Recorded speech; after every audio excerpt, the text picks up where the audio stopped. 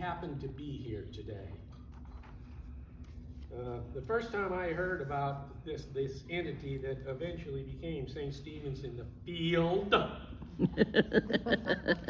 was at a family gathering of the descendants of Frederick George Wool Sr. in May 1974. My cousin Molly approached me saying that she and her husband Sonny, a deacon at Saratoga, had been driving through our neighborhood here. At the time we lived down Santa Teresa Boulevard almost to the end, driving to South County to visit with friends of theirs. And they noted to each other that there's no good way for people in this neighborhood to get to an Episcopal church.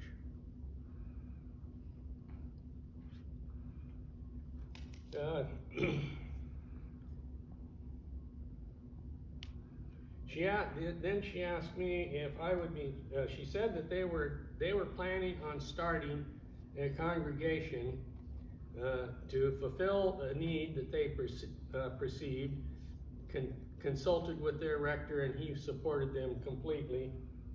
Then she asked me if I would be interested in helping with the with the effort, and I answered that we were interested. At that time, the Episcopal churches nearby were Trinity, which is downtown, St. Francis over in Willow Glen, St. Edward's on Union Avenue, and ECA in the Almond Inn. At that time, a trip to any one of these churches would be a long drive due to the traffic conditions. In 1974, the only way to get across the Guadalupe River was in 3 different places, was a 2-lane bridge, 1 lane in each direction, and traffic could be a problem. That was the last I heard of it until towards the end of July, when Molly called me to let me know that they were having organizational meetings through the month of August on Wednesday evenings at the Franklin Savings and Loan building on Blossom Hill Road near Snell. If you go, there's now another bank there. There used to be a roller rink and some other, and oh, by the way, there was a Winchell's Donuts right across the street. I went to the first meeting where the assembled group, which I will refer to as the steering committee, divided itself into subgroups to do the various tasks that were needed to get the project going. I was assigned to advertising. With the help of cousin Molly and a few of the other members, we composed a poster which was to be printed and then distributed to public places in the neighborhood, letting the neighborhood know what we were up to.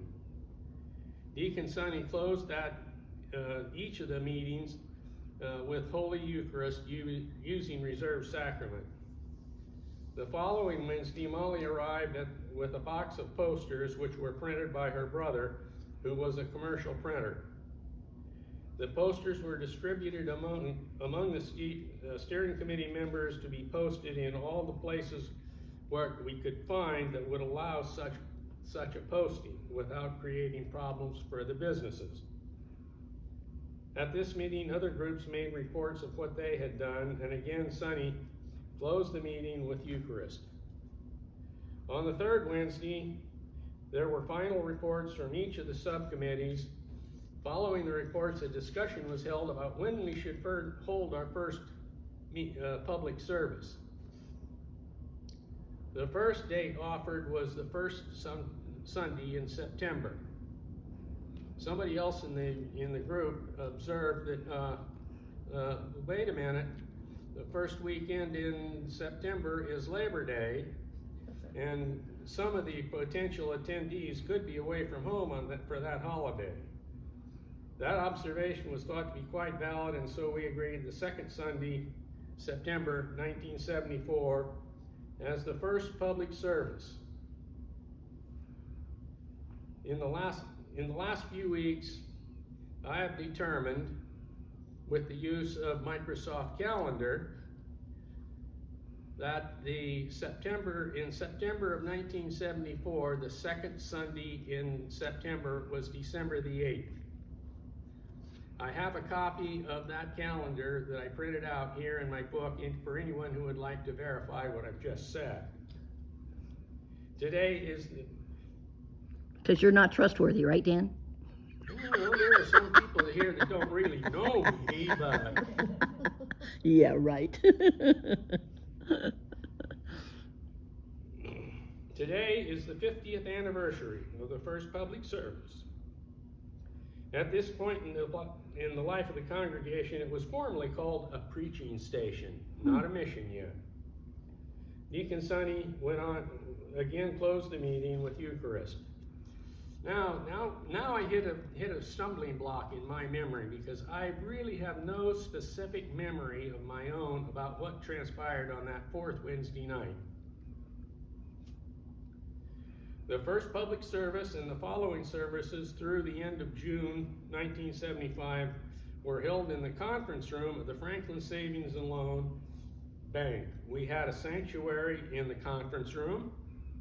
We had nursery that was in the boiler room heating room.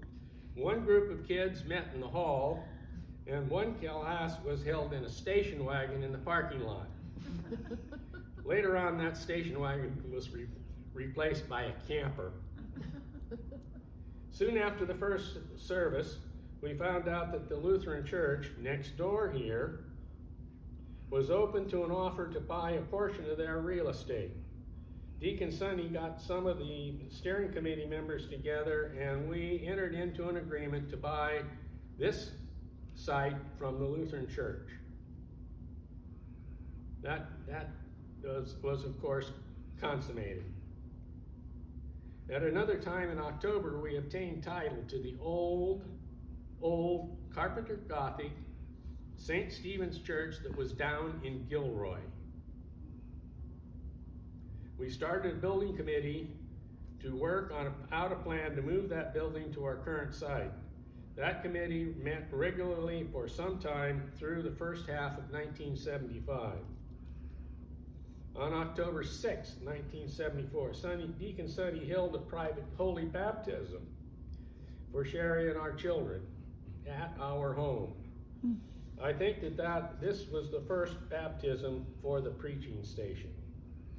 In early December 1974, the steering committee, acting as a bishop's committee, were sent several potential names for the new mission that would soon be declared. All three of those names were rejected. One of the ones that I can remember that was rejected was the same name as one of Molly's children. The group finally decided on St. Stephen's in the field because of the building project that we had going on in remembrance of what that building was, and to distinguish us from the St. Stephen's Church that still is in Gilroy in a different building.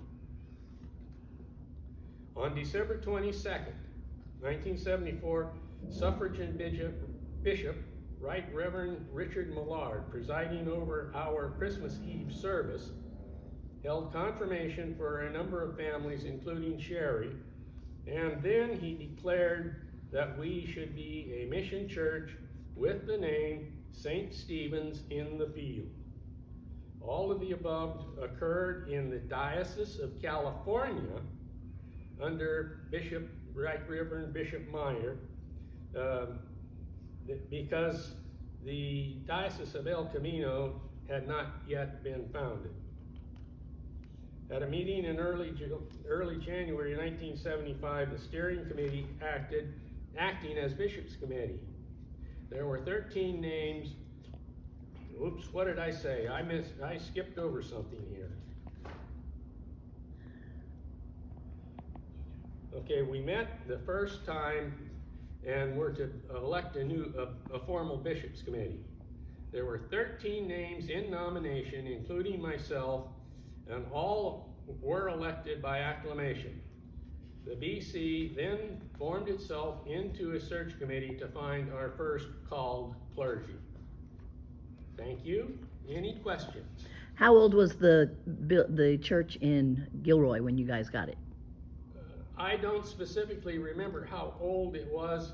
I do have a memory of a discussion about it, that it was the second Episcopal church in the state of California.